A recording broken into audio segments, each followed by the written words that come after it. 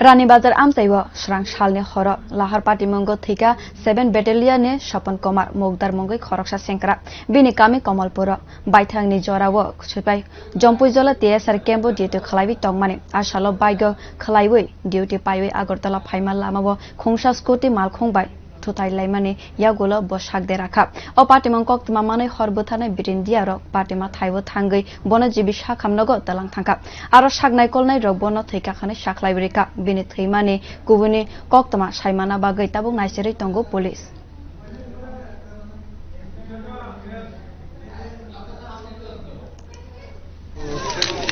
উনি সকালে গতকাল নাইট ডিউটি আসলে সকালে ক্যাম্প থেকে বাইরে এসে